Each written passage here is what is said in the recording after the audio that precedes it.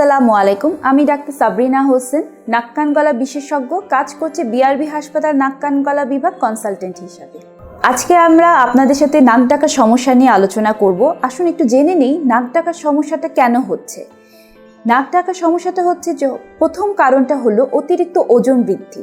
এই অতিরিক্ত ওজন বৃদ্ধি কিংবা স্থূলকায় শরীর হবার জন্য গলার চারপাশে যখন মাংস অথবা চর্বি জমে যাচ্ছে, এ থেকে নিঃশ্বাস নিতে অসুবিধা হচ্ছে, এটা একটা কারণ। দ্বিতীয় কারণটা হতে পারে যে যাদের ছোট গলা তাদের ক্ষেত্রে এই সমস্যাটা হতে পারে।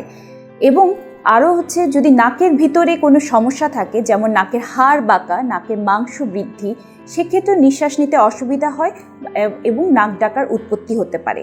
গলাতে যদি টনসিল অনেক বেশি বড় থাকে, তখনও বাতাস চলাচলের রাস্তাটা বাধাপ্রাপ্ত হয়। এই নাক ডাকার সাথে একটা খুব গুরুত্বপূর্ণ একটা ব্যাপার জড়িত আছে, সেটা হচ্ছে যে যখন একটা মানুষ প্রপারলি নিঃশ্বাস নিতে না পারে, তখন কিন্তু ব্রেনে অক্সিজেনটা প্রপারলি পৌঁছায় না।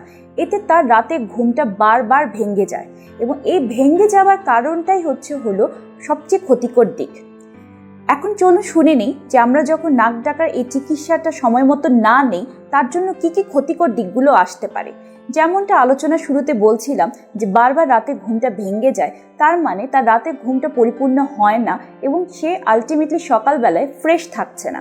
তার জন্য তার সারাটা দিন সকাল থেকে ঘুম ঘুম লাগছে, সারাদিন শরীরটার মধ্যে একটা অবসাদ, ক্লান্তি ভর করছে, কাজে মন বসবে না এবং তার বারবার ভুলে যাওয়ার মতো টেন্ডেন্সিটা চলে আসবে।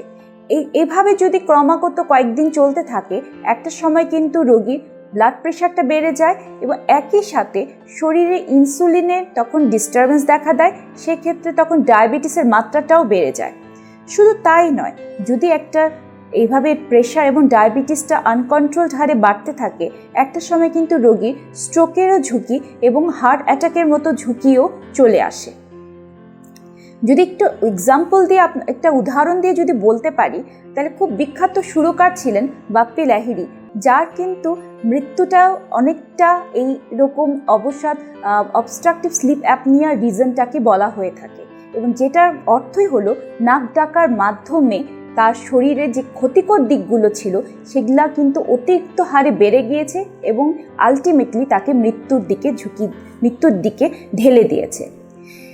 সেজন্য সর্বোপরি আমি বলতে চাই যে এগুলো নিয়ে আমরা নাক কান গলা বিশেষজ্ঞরা ক্রমাগত কাজ করে যাচ্ছি, এইসব বিষয়ে আমরা চিকিৎসা দিয়ে যাচ্ছি।